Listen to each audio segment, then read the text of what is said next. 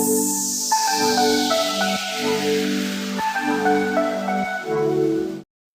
الله الرحمن الرحيم. السلام عليكم ومرحبا بكم في مطبخ ام ريموندا. يديكم الصحة والعافية. اللهم صل وسلم على سيدنا محمد وعلى آله أجمعين. اليوم حبيت نعمل لكم حاجة بسيطة جدا جدا، وهي الكباب في البيت، اللي هو الكباب بالخضروات، وإن شاء الله ينال إعجابكم. وقبل ما أبدأ معاكم إن شاء الله، الما مشترك معاي في القناة يشترك ويفعل الجرس ليصلكم كل يوم جديد بإذن الله تعالى، وتابعوا الفيديو حتى النهاية لتصلكم المعلومة. يديكم الصحة والعافية. طبعا ده الكباب أو شرايح اللحمة، هي مقطعة قطع صغار، طبعا أو خفيف. هي أنا مشتريها جاهزة، وجيت طعمتها في البيت وحمرتها وعملت معاها الرز وعملت معاها الطحينة، وخدت معاها بعض من الخضروات. وممكن انتوا تضيفوا الخضروات اللي عندكم المتوفرة عندكم في المنزل. بيديكم الصحة والعافية. طبعا وجبة جميلة جدا جدا ودسمة، وإن شاء الله ممكن تحضروها في رمضان، الشهر العظيم. ده عندي هنا كيلو من الكباب، ده هو جاهز وممكن يتعمل في البيت بالمكنة. اللحمة ممكن تتعمل في البيت بالمكنة إن شاء الله، ربنا يحيينا ويعملها لكم. عندي دي بعض من الخضروات اللي هو البابريكات والبصلة، وعندي هنا دي البهارات، وعندي هنا قليل من صلصة الطماطم. بحتاج لها بعدين، يعني ما بحتاج لها كتير عشان الكباب ما محتاج لصلصة كتيرة أو موية كتيرة. وهنا دي البهارات، عندي الفلفل والملح، وعندي البابريكا، وعندي الكاري، وعندي هنا ده قليل من الزيت برضو بحتاج له، لأن هي طبعا الكباب شرايح الكباب دي فيها قليل من الشحوم. برضو يعني هي جميلة جدا جدا يعني، وفي الأكل جميلة جدا جدا، وإن شاء الله تنال إعجابكم بإذن الله تعالى. يديكم الصحة والعافية. هنا طبعا عندي شطة خضراء، وعندي البصلة البيضاء، وعندي هنا البابريكا بألوانه، وممكن تضيفوا أي خضر عندكم زي ما قلت لكم في البيت. وإن شاء الله هكتب لكم الوصف، أو أكتب لكم المكونات في صندوق الوصف بإذن الله تعالى. إن شاء الله تنال إعجابكم وتفطروا وتصوموا على خير إن شاء الله بإذن الله تعالى. هنا أولا بقوم بشنو، بفتح النار على هادي، لا أنا ما محتاج لنار تكون عالي شديد. بقوم بضع المغلاة، وضع قليل من الزيت اللي هو زي 3 معالق من الزيت، لأن عندي كيلو. 3 معالق كبيرة من الزيت لأن عندي كيلو. ممكن تتعامل برضه بالزبدة. بقوم شنو أضع الكباب بتاعي على المغلاة بالطريقة دي، وأمزجه بالطريقة دي. طبعا هو ريحته جميلة جدا جدا، وطبعا أكله كمان لذيذ لذيذ جدا جدا، وما بياخد وقت كتير. هو أقل من 10 دقايق. هو طبعا بتنجط، لكن احنا بنحتاج له هنا نص استوى، ما تكون محمرة شديد. بالطريقة دي أنا أقوم أقلبه مع الزيت، ويا حبذا لو كان في زبدة ولا سمنة. شايفين بالطريقة دي أنا بقلبه، لأنه هو خفيف أو الشرايح بتاعتها خفيفة بالطريقة دي، عشان كده ما بيحتاج لنار كتيرة. هنا بنزل شنو الخضروات اللي هو البابريكات، وزي ما قلت لكم ممكن تضيفوا أي خضروات عندكم متوفرة في البيت. ودي البصلة طبعا مهمة.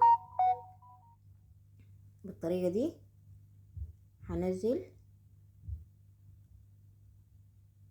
كل الخضروات.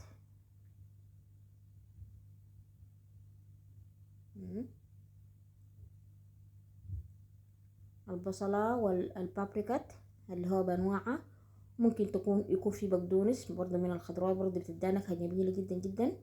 لكن انا بتخيل لي البابريكا ولا الفلفل الخضراء دي طبعا بتدي نكهة في اي حاجة بتحطي فيها، بتديك نكهة جميلة جدا جدا، خاصة في اللحمة. بالطريقة دي بكون بقلبها عشان ما تمسك لي من تحت.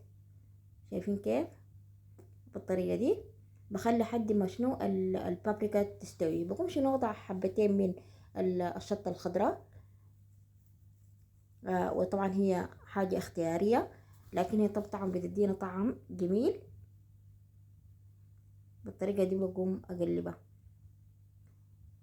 أرجو مشاهدة الفيديو حتى النهاية لتصلكم المعلومة بإذن الله تعالى. وطبعا اللحمة دي عندها مكنة مخصصة عشان يقطعوها بيها. متذكرة أنا خطيت فيديو لتقطيع اللحمة بمكنة شرايح اللحمة في فيديو من الفيديوهات قبل أسبوعين تقريبا. وطبعا دي مخصصة لشرايح اللحمة بالطريقة دي. شايفينها كيف كده قلبتها؟ ما دايراها تكون شنو يعني محمرة شديد، أنا دايراها نص استوى بالطريقة دي. فبقوم شنو بجيب الصلصة أو الطماطم بتاعتي، بقوم بضع منها بالطريقة دي قليل من الطماطم بالطريقة دي، يعني زي ملعقتين 3 معالق كده كبار من الطماطم. ما محتاجة لطماطم كتيرة عشان شنو ما تكون ليا سايلة. شايفينها بالطريقة دي بس تدينا شنو طعم ولون جميل، او تغير لنا لون اللحمة. طبعا دي لحمة، هي لحمة بتاعت بقر زي ما قلت لكم، مقطعوها لشرايح. وانا دي اشتريتها جاهزة من الدكان العربي اللي عندنا بالطريقة دي. شايفين كيف؟ في النهاية بقوم شنو بضع البهارات. يعني البهارات هي ما محتاج لبهارات كتيرة، لكن شنو انا بحب ابهرها بطريقتي الخاصة بالطريقة دي. عندي ده ملعقة صغيرة من الفلفل، وملعقة صغيرة من الملح، وملعقة صغيرة من الكاري، وملعقة صغيرة من البابريكا. بالطريقة دي مشان بضع البهارات. وطبعا هي اختياري، ممكن انت تزيدي وتزودي على حسب الحاجة اللي انت دايرة ولا البهار اللي انت دايرة. لكن طبعا الشطة بخليها جميلة وطعمها جميل. وطبعا الشطة يعني مهما كان بتفتح النفس.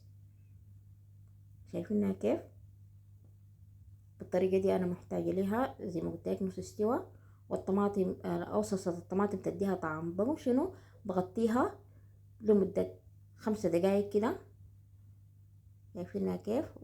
بعد شوية أقوم بنزلها، وبقوم شنو هنا بضعها مع الرز والصوص بتاع الطحينة. وعندي هناك الخضروات اللي هو السلطة أقصد، اللي هي طماطم وجبنة وزيتون وبصلة الحمراء. بالطريقة دي أنا انتهيت من الطبق بتاعي. وإن شاء الله ينال إعجابكم ويديكم الصحة والعافية، وتصوموا وتفطروا على خير.